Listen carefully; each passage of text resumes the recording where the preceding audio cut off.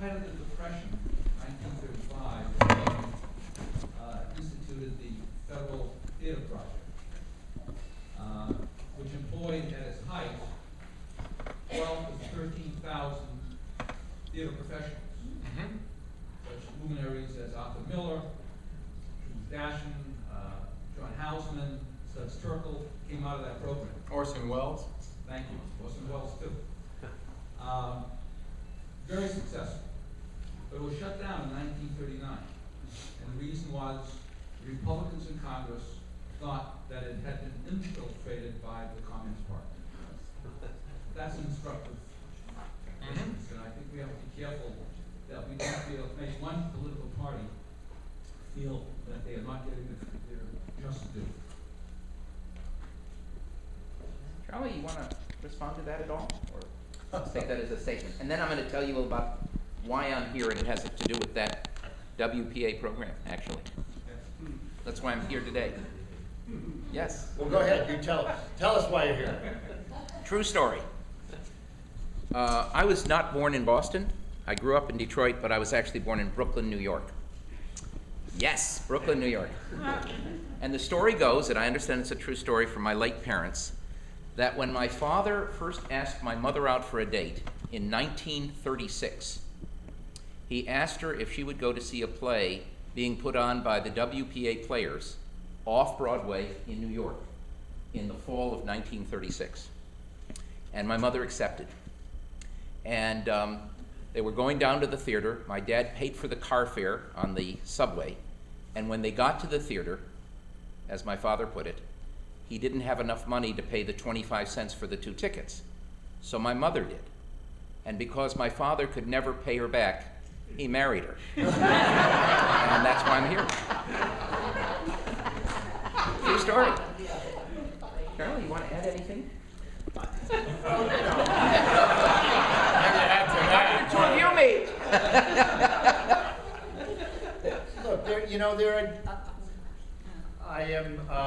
First of all, I guess I'm a little chagrined to be ambivalent in the face of Spiro's enthusiasm, and I have to say that as much as I fundamentally am disappointed and disagree with kind of the conservative view of limited government that includes not supporting the arts and media and organizations that enrich our lives, I also I don't have the whole story of what happened in kind of socialist communist infiltration and the blacklisting is a terribly ugly chapter in American history. There's no question about that. But I'm not drawing a direct parallel here. I have respect for people who have a different view of limited government. I don't happen to share that view. And my ambivalence is not about the role of government in supporting the arts and media that enrich our lives. I think it's a very well spent taxpayer dollars, even if everybody doesn't go to the theater. There are huge portions of the population that don't go to the theater. That's fine. There's also probably the majority of people in the city of Boston don't drive down Leon Street, but that doesn't mean we shouldn't pave it. I mean, it's really this is the wonderful thing about the American Republic and a democracy is that we don't all have to do the same thing to agree that there's kind of shared value in how we invest our money collectively through our government.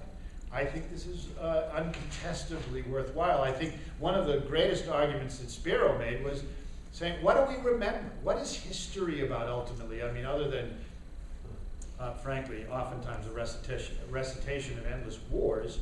But other than that, when you look back, when we want to experience history and the richness of the cultures that created what we are today, we go to museums, we go to theater, we experience Shakespeare and Greek tragedies and modern theater, and those are the things that leave the footprints of our time here for the next generation. And I hope that's the same for public media to some degree, but I'm absolutely convinced that that's the case for theater and the arts. You know, and true, you know, the WPA Theater Project ultimately was closed because of the Red Scare, as it were. But I don't foresee that as being an issue today, because whether you're a Democrat or Republican or whatever party you are an affiliate of, at the end of the day, culture is culture. And it has to be accepted, for the lack of a better word, by a number of different factions. You know, I may be very, you know, non-ambivalent, but I also think that, you know, I enjoy living in a pluralistic society as long as it stays pluralistic. It's when it doesn't become pluralistic that I get nervous. Let me just pick up on that, if I could, and add to this, and maybe say something a little stronger than even you might say, Charlie. First of all, I only have one button on my car radio, and it's WBUR, except for when I'm listening to the Red Sox. I don't think BUR is biased. I don't think public radio is biased. I think they do a spectacular job of trying to give the as accurate picture of what's going on, whether it's domestic news or foreign news. I can't say the same thing, of course, about private sector television, whether it be on the one side, Fox, or MSNBC on the other with Jon Stewart and others. The other thing is that what worries me more than anything else, and it came out in the teach-in more than any other point on Sunday, was the overpowering influence of money. The ability to buy the media. The ability of a Rupert Murdoch, or the ability of Fox, or the ability of what we see in England with the newspapers and what they did there. And you need to counteract that with people. In the same way that people can try and buy elections, particularly given the Citizens United Supreme Court decision, so that we're going to have a flurry of billions and billions of dollars, much greater than anything that will go to public television or public radio. And the way you fight against that is to mobilize millions of people who contribute little bits or just knock on the doors next door in their neighborhood. And in the same way against the billions and billions of dollars that go into private media, often quite biased, to have a small little bit of the people's money. It's not government money, it's the people's money that goes to try and bring us the most unbiased, accurate reporting as we get from public radio. Seems to me to almost be a no-brainer. So I wouldn't make the argument, you know, I absolutely am offended by the argument that of all the media I hear, it is public radio that's biased? Give me a break. Next question. Over there. Over here. Eastern University. What do you do here, Bob? Vice President of Public Affairs. I get to work Public with you. affairs. That's what I get to Public work with. affairs. But the parallel question to what happened in the 1930s raised the question in my mind about what happens with culture, what happens with theater, in that you pursue new ideas. I think if the Lyric Theater only wanted to show Oklahoma, and BUR wanted to report that Oklahoma was being shown, there wouldn't be an issue. There wouldn't be a challenge. But part of what the arts do is provoke, raise ideas, pursue dialogue. And once that starts to take hold, the news media ought to be exploring those ideas and covering those ideas. And you don't see that happening in the general media. I'll give you an example. Listening to BUR, I hear a story about FAA Hayek. I hear about Ayn Rand and their ideas and how it's driving what's happening today. I don't hear that on other stations. So part of what I think is happening is that you raise issues through the arts, that make people uncomfortable. And so I think this question about what government ought to do, it really is a question about we as a people in wanting to see those new ideas raised and discussed and explored, which gets to the heart of democracy.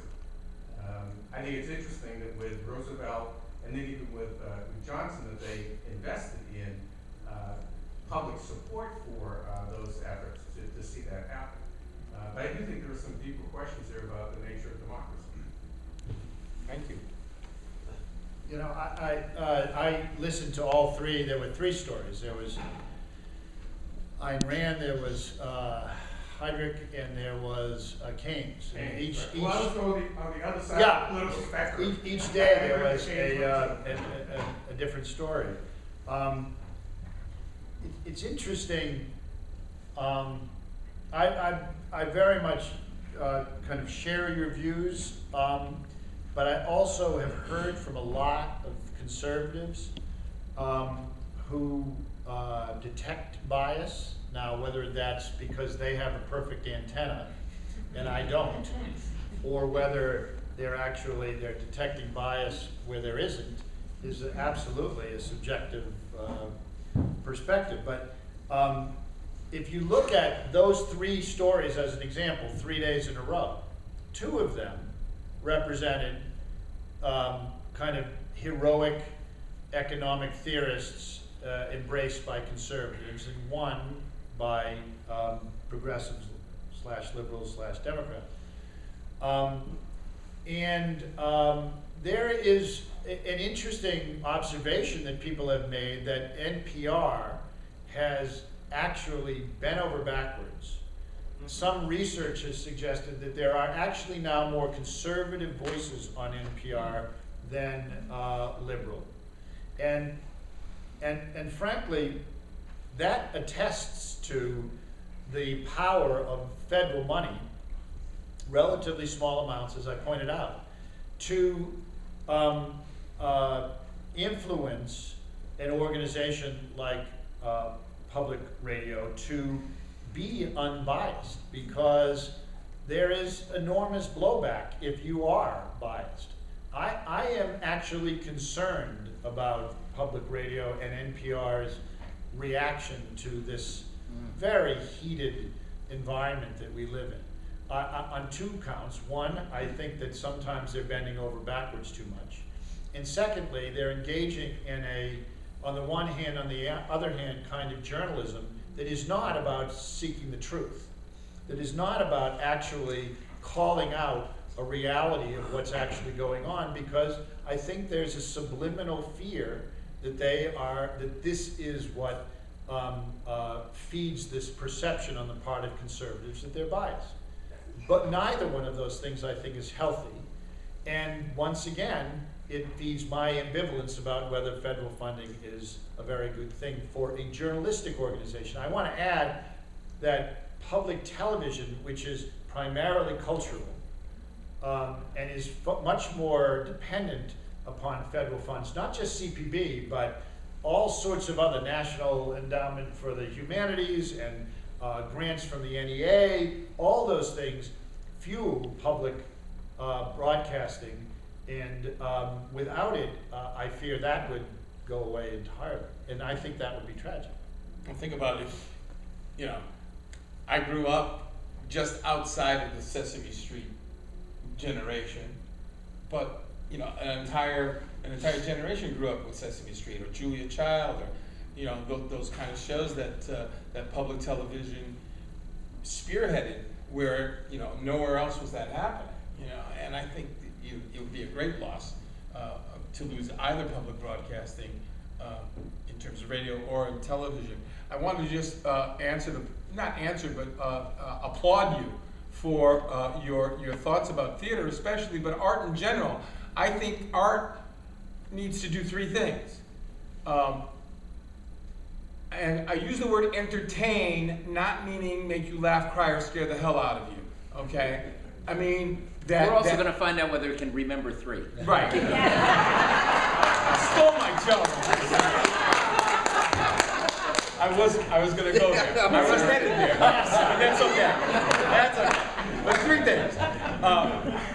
entertain, but not just to, you know, as I said, make you laugh, cry, or scare the hell out of you, but the fact that you go to enjoy a piece of art, however you go to enjoy it, that in some way it challenges you. And ultimately it provokes you in some way to either, and I'm not saying provoke to go out on the streets and start burning things down, but provoke in a way that starts conversation. You know, a very quick story about my first year at the Lyric Stage Company.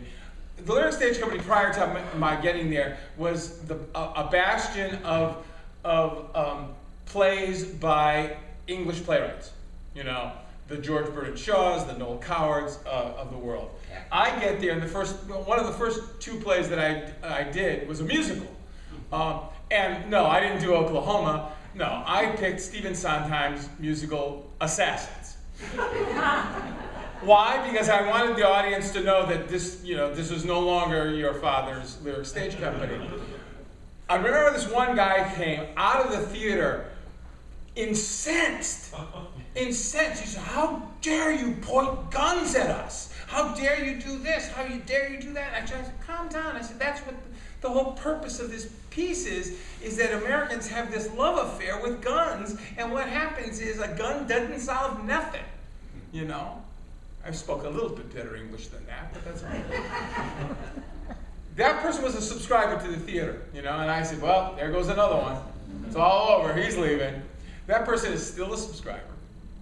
And every once in a while comes up to me and says, "You know, that assassin still is with me all the time." And I said, "Then I've done my job." Good. I've done my job. As an artist and as an entertainer, because I think of myself as both. I was at that theater, and it was a great play. I'm Dave Chosia, I'm retired. Dave, can I ask you what you did before you retired? A business guy, mainly IT, but a lot of other things as well. Thank you. My sense in Boston, at least, is that the theater is as strong as it's been in the 40 years that I've lived here, with presumably less public money, at least for a theater company, than there is now. The question is specifically about theater, but you might want to generalize it to other government subsidized organizations. What would happen if public, federal subsidies to the theater were cut out, went to zero? And what would happen if they were increased by, say, 50%? What would change? Almost the same thing. If it was all gone, the price of tickets would rise significantly. And if it went up by 50%, ticket prices may stay the same or get lower, and the quality of the productions would be more interesting, I think, for an audience member. You're right. We were talking about this before the evening started. Theater in Boston has had a renaissance over the last, and it's been about the last 15 years, truthfully, speaking. There's been a big sea change in what's been going on. Part of it is spaces being developed, part of it is other theaters becoming more viable. But most importantly, it's been the audience whose ideas have changed in terms of what theater is. The theater is no longer just at the corner of Tremont and Boylston Streets. Okay? For so long, that's where theater was. I went to the Colonial. That's it. I went to see the out-of-town tryout. So, where theater is now and today, I say there's no problem that the Huntington Theater Company has that I don't have, except the number of zeros. It really is. It's about money. And if all federal funding or all government funding was pulled, we would still survive, but there would be a significant change in the ticket price. And what happens then is that theater becomes elitist. And I think that once theater becomes elitist, you lose the idea of provoking a democratic society. And I think art needs to do that, whether it's theater or music or museums. They need to, be available to a democratic society. And that's why I think, again, what the answer to the question is yes. So, but thank you, that's a great question, thank you. John? I'm John Sorry, I work with Barry here in the School of Public Policy. We're really sorry for you. You should be. Our current climate right now is more about contraction or elimination of government subsidy. I want to kind of ask a hypothetical in the other way, and it might be more a question for Charlie Kravetz, and that is, we don't really have, to my knowledge, such a thing as public newspaper. But given the declining state of newspapers, and in some cities they lose their main paper, do you think the Globe needs to adopt a model like WBUR and become at least nonprofit, if not with a subsidy from the government? According to them, they are. Yeah. Neat question. I think a lot of other media have been looking at public radio model, not so much the federal subsidy side of it, but the membership and philanthropic side. And I think they look at it enviously. Having run for many years, for almost 18 years, worked at and then ran a regional cable news channel, which was a constant struggle to stay above water. I know in the commercial world how hard it is to do high quality journalism in that commercial space, but it's doable. And I think the Globe is going to survive. And I think that it probably won't embrace a not-for-profit model. It will continue and need to explore other revenue streams, and maybe new ones will emerge as the digital transition continues. But there's incredible vitality in the commercial media landscape. I'm not a denigrator of it. I think that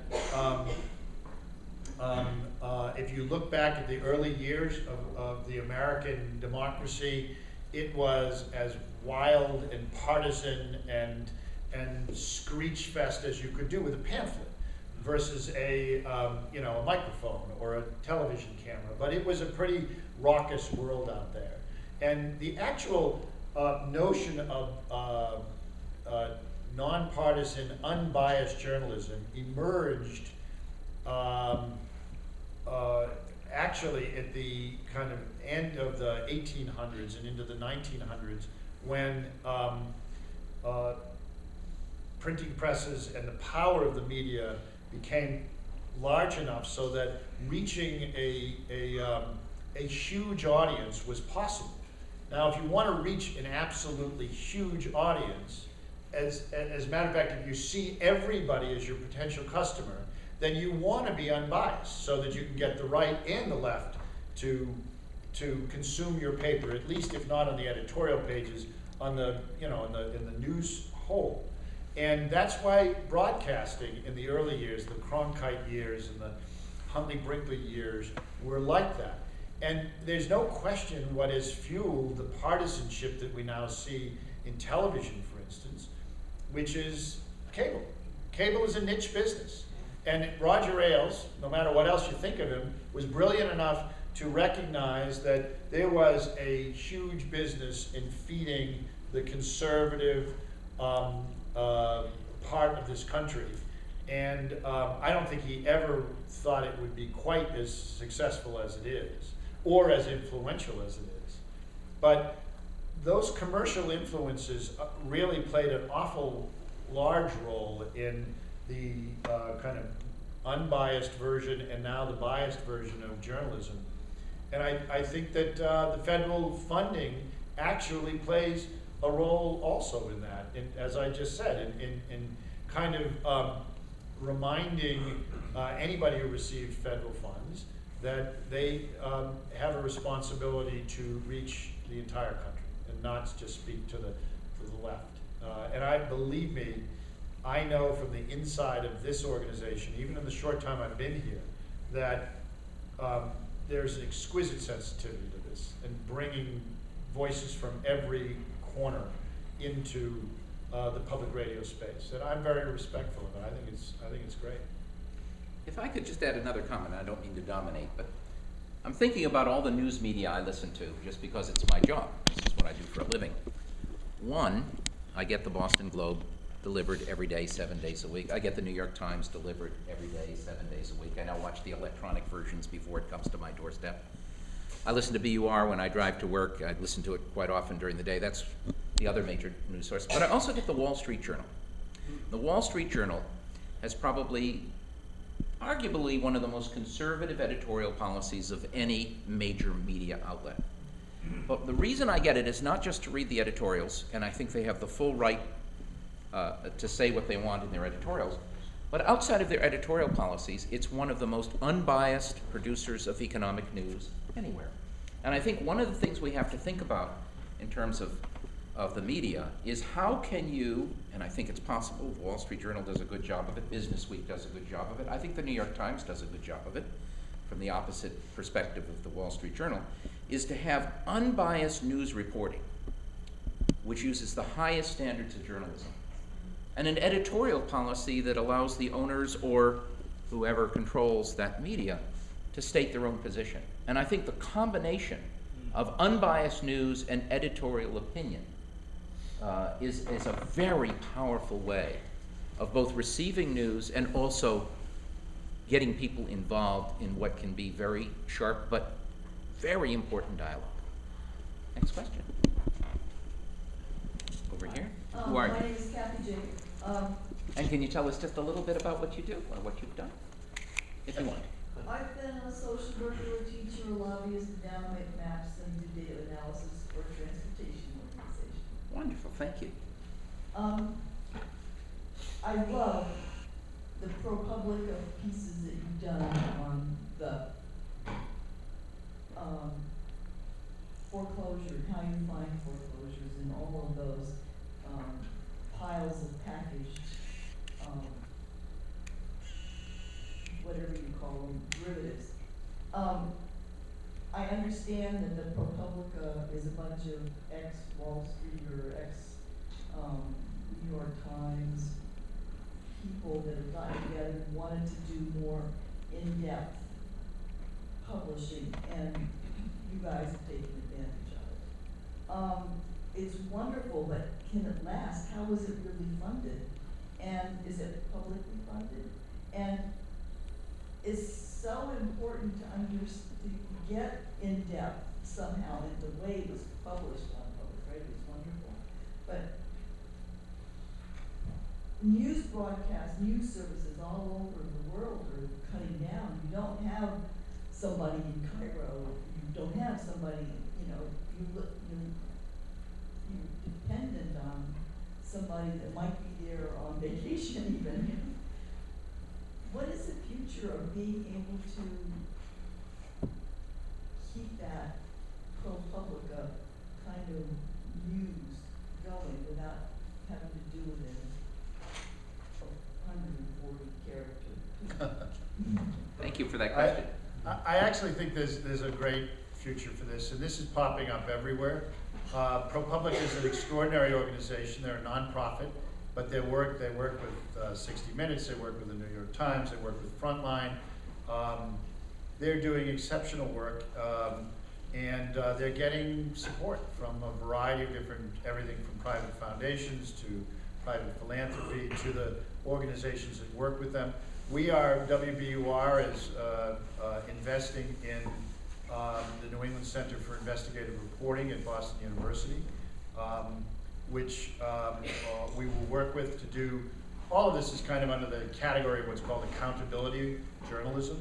And it's the real digging, hardcore journalism that, really reveals what is going on in our lives and in our institutions that affect us. And I think this is an example of the vibrancy of this country and of the media, as the newspapers, which have been the foundational journalism in America, have atrophied. all these other nonprofits and other sources of accountability journalism have popped up in a variety of different places. Walter Robinson, who's responsible for some of the greatest spotlight investigative work in all of the history of the Boston Globe, is now at Northeastern University and runs his own investigative organization, working with students, teaming with media outlets. There's a vibrancy here that is very exciting, and I think there is no reason for a sense of kind of dreariness here. There's a good argument for the kind of value structure in America that says this is important, we're going to support it, and there's money flowing towards these things. Question all the way over here.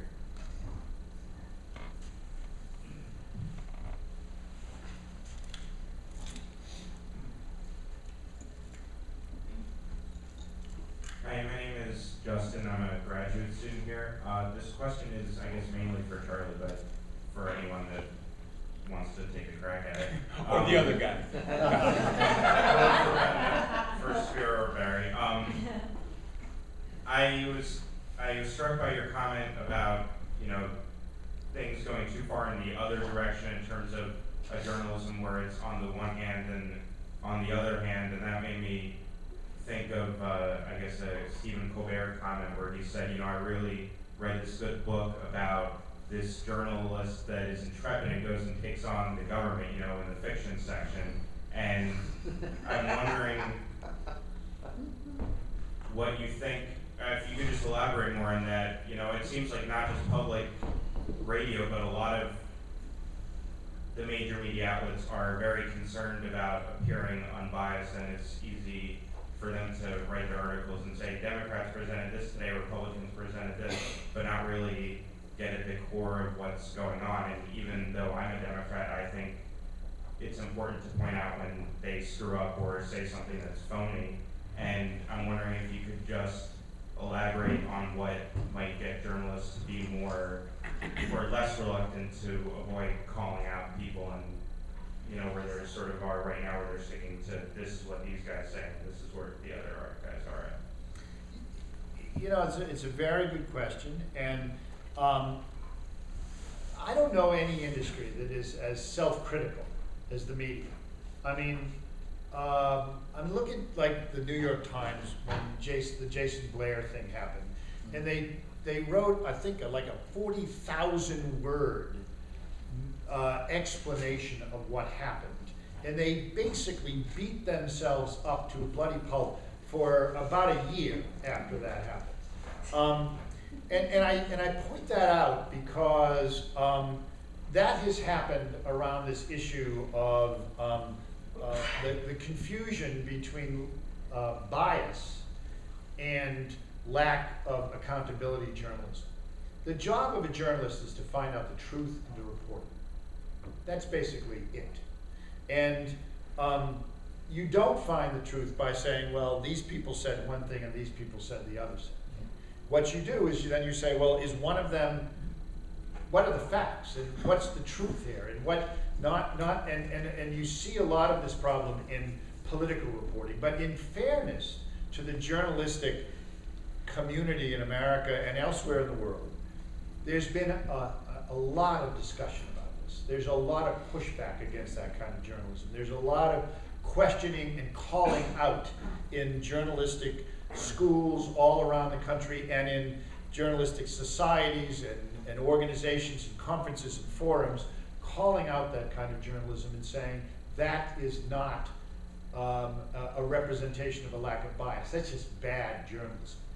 And what you need to do is you need to be brave enough, and you need to have the resources enough to dig in, find out what the truth is, and report it now, however it comes out. And the issue is both a certain degree of intimidation around charges of bias, and mostly that's from the right charging bias to the left. The left does not tend to be charging that same sort of bias or see a problem, for instance, in bias at the Wall Street Journal on its editorial pages. But it's that, and it's money. it takes a lot of money to do really good journalism because it takes a long time to do good journalism. It takes money to fight things, to get access to things in the courts. It takes a huge amount of human resources to do it. And finding those sources is absolutely crucial. And federal funding, at least journalistically, is never going to be a solution to that. Federal funding can do some great things, but it is not going to be the source of the kind of resources necessary to do accountability journalism. You know, Charlie, you mentioned Walter here, Robbie, Right. Walter Robinson. And when he came over here, he was, of course, the head of the Spotlight team, and then he organized his own classes here to report a lot on what the Spotlight team was doing. The problem was that Spotlight team journalism is about the most expensive journalism you can imagine, where you may take 3 or 4 of your best reporters and have them spend weeks, sometimes more than that, reporting on one story that might be in your newspaper for 3 days of advertising. Weeks, months. Months. And as such, we've been thinking, and Robbie and I've talked about it, what are alternative models to do the really kind of in-depth investigative journalism that requires the kind of research that you do as a graduate student, because it becomes almost unaffordable, at least in the current media regime.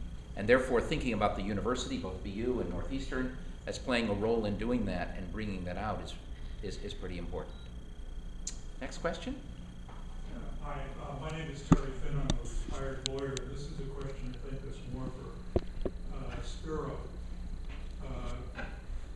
There's another question that comes after the one up on your board, which is if they decide to fund it, how do they decide who should be funded? Yeah. And particularly in the arts, where there's a lot of different organizations, and I'm just interested in your thoughts and comments. I think one of the things that's very interesting in Massachusetts is that the Massachusetts Cultural Council has changed the way that they grant to organizations. It's based on the idea that if you have existed for a certain length of time and have a certain financial background, then you should be funded, as opposed to deciding what's good art and what's bad art. Because that's when, again, talk about bias, when bias comes in. Especially when at one time on the Massachusetts Cultural Council, they would have these peer review panels where somebody would come from, let's say, from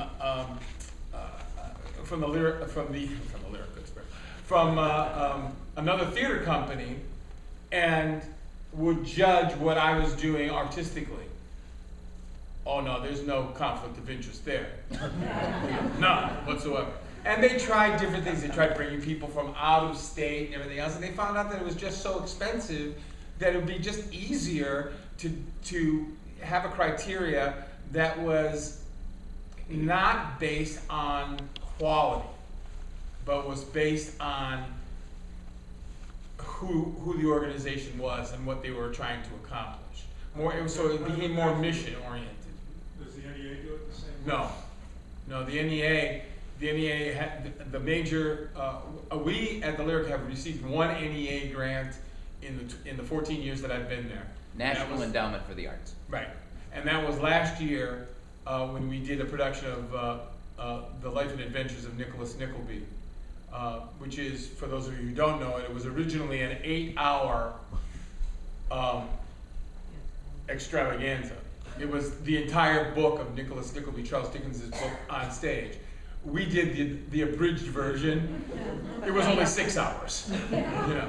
But the NEA, because of the quality of what we have been doing, and the fact that this was an ambitious project, funded it not as much as we had hoped they would, but they funded it a bit. But it was based on, again, the quality or your perceived quality.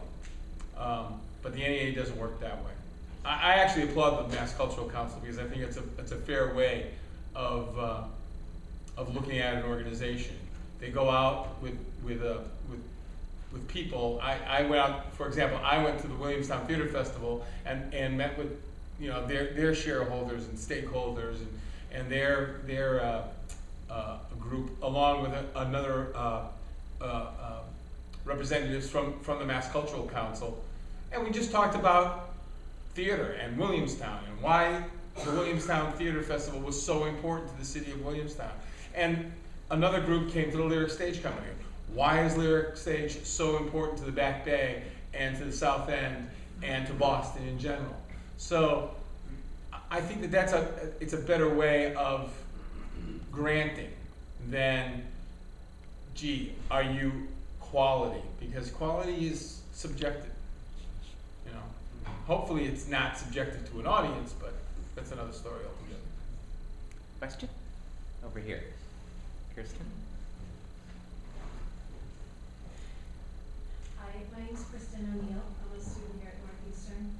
And I think both of the institutions that you work for are so valuable in that they help people appeal to their highest self in terms of intelligent, quality, content that engages people. And one thing that I've always wondered about, specifically the arts community in Boston, is you talked a little bit about sharing ideas and stuff, is sometimes I feel like I could miss things so easily. I'm wondering how people find you, and if there's a more, it sounds like you're not having any trouble with attendance, which is great, but in terms of Don't say that to my board. the amount of theater in Boston, and it's amazing every time you go, and you're so excited to be around like so many people there who like theater, because it can be, it's prolific and it can be pricey sometimes. But how do people find you? Is there a way that you think that even Mass Cultural Society or other organizations could come together to help promote it as a whole? Because I'm imagining that there's probably people that go to your theater that go to other theaters, and then there could be ones that are just going to one theater. In radio, I guess we call it P1s, that you're trying to get from other places, and how does that work? What a fabulous question. There is an organization in Boston called Arts Boston that tries to do that kind of group marketing. But, and the big but with that is that the market only bears so much. And I think Arts Boston tries to be all things to all organizations, and it can't. So it's really incumbent on individual organizations or individual theaters, and I'll again talk about theaters, to do the kind of marketing that's going to bring people into that theater. Part of it is programming, and the kind of programming that you do, and how does that translate into attendance. There are some plays that we do that, I haven't done Oklahoma yet. Actually, the lyric is a Rodgers and Hammerstein free zone. But I have done things because I wanted to do Sunday in the Park with George, which was this huge undertaking that we had to do, something that was a little more, that was smaller and more towards the entertainment side of the three things that I mentioned. So you have to find that balance in the programming. So that's first and foremost. The way that you market is you do everything, Shameless self-promotion. I happen to have cards with me, if you're interested. I'm about to talk to I'm sorry, Charlie. Charlie, I'm just terrible with names. I really am. But I was about to talk to Charlie about his arts coverage, which is at best minimal, especially when it comes to theater. But we can talk about that. I have this wonderful ad from WBUR that has this woman that I've never seen before, the arts coverage. But regardless of that. You're obviously not listening to enough WBUR. Oh, no. She just doesn't talk about anything in Boston. But regardless of that. But this is the argument that companies have, theater companies have with journalists. It's my company is more important than the next company. And it really is tough on the journalists because they have to make this decision because the footprint is only so big. even the Globe doesn't have the kind of power that it used to have. You know, at one time, I would say that a good Globe review was worth to my theater company between $50,000 and $75,000. Not true anymore. What's more important is, oddly enough, not oddly enough, but things like Facebook and Twitter and Yelp and things that I have no idea what I'm talking about, but you know, literally, I got pulled into the 21st century last month, and I was forced to come up with a web page, with a Facebook page, but I think that the more grassroots kind of marketing and word of mouth marketing, I think, is what's going to push theater ahead. I know that sounds kind of odd, but I think it's true. Kirsten, before the mic leaves you, could you tell us what you do for a living? She's the arts marketer for Pretty close. Well, I've been in advertising since '96. I went with Charlie at ACN and the cable news, and currently I work for the New York Times office here in Boston. And before that, I was with the Boston Globe. Mm-hmm. And it's always interesting because a couple of years ago, there was talk, just very loose talk about, you know, what would happen if the New York Times ever went nonprofit. Could that happen? Would that happen? What would it entail? How would they make money? And I can't help, you know, when I hear about subsidies and grants, that it would be a radical change. Something in that model is currently not working, and we all, I think, agree that we put out great publications, but, you know, so it's interesting to hear what is working that also serves public interest. Yeah. I sell advertising. Well, So I'll give you my cards. but I will say this though, that we have found out in terms of my sector of this market, of the theater market, that advertising in the Globe doesn't pay off. You know, it doesn't. A review will, or a feature piece will, but an ad that's this big. The ticket to the arts. Yeah, well, we use Ticket to the Arts all the time, but we find that it doesn't really generate that much. I guess that's what I was thinking, is the fact that everything's there in one place. Is there a way to take that and move that outside the Globe where there, you know, is diminishing Well, return on the investment? Metro has tried something of that nature. The Herald tried it as well, but you know, if the Globe isn't selling tickets for you, I'm not putting money into the Herald. To be honest, I know. I'm sorry. You know, because the readership is not the same. Right. You know, and you know the Metro is, you know, somebody on the train reading it for 20 minutes. I guess I just meant that environment of everything in one place. Right. How that could possibly work, or whether. Well, I think, you know, you speak of your Ticket to the Arts, which was a project of Arts Boston originally, and I think that's one of the best advertising vehicles that we have, although it doesn't really generate that much traffic, because you know, people don't look there as much as I think they should. If I might add, and then we'll have time for one more question. Members of the Lyric Stage Board, including myself and Dick Daynard, who's another professor here at Northeastern in law school, have been thinking about how we build up an even larger audience for the Lyric Stage, and particularly thinking about how we use the university as a way of exploring for a younger generation this kind of theater. And we're going to be figuring out how to do that, not only here at Northeastern, but at all the other universities and colleges in Greater Boston. I was very fortunate because the University of Michigan, where I went to school, had an incredible theater arts program. It brought great theater to the Ann Arbor, including some of Broadway's greatest actors who would be in residence. Today, we don't quite have that same thing, and we need to figure out how to generate that again. We have time for maybe one more question. Right here. Hi, my name is Ryan. I'm a freshman here at Northeastern, and I have a question for Mr. Kravetz. You talked a bit on like how government is different, like affects on what you do, like how it forces you to include people from multiple sides of the spectrum, well, both sides of the spectrum, I suppose. But you also said how it is a bit of a conflict of interest, how people who are reporting out of the government are funded by the government. So would you mind